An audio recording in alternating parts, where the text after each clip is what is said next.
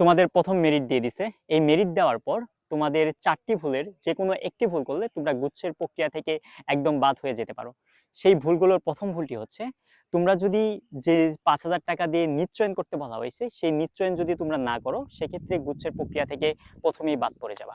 এবং 2 নম্বর ভুলটি হচ্ছে, তোমরা 5,000 টাকা দিয়ে নিশ্চয়ন করার পরে যদি গুচ্ছের বিশ্ববিদ্যালয়ের কমিটিতে গিয়ে নিজের কাগজপত্রগুলো জমা না দাও নির্দিষ্ট টাইমের ভিতরে, তাহলে সেক্ষেত্রেও তুমি গুচ্ছের প্রক্রিয়া থেকে বাদ পড়ে যাবা। এবং 3 নম্বর বিষয়টা হচ্ছে, তুমি যদি নিজে থেকে ভর্তি ক্যান্সেল করতে চাও, তুমি যদি একবার ভর্তি ক্যান্সেল করে ফেলো, সেক্ষেত্রে পরবর্তীতে গুচ্ছর এই প্রক্রিয়াতে আর তুমি যুক্ত হতে পারবে না। এবং 4 নম্বর যে বিষয়টা, সেটি হচ্ছে মাইগ্রেশন।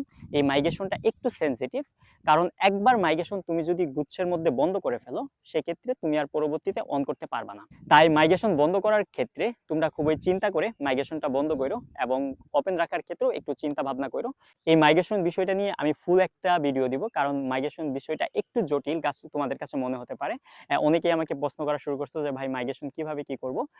ওভারঅল কয়েকদিনের মধ্যে আমি মাইগ্রেশন নিয়ে একটা ফুল ভিডিও দিব আশা করি।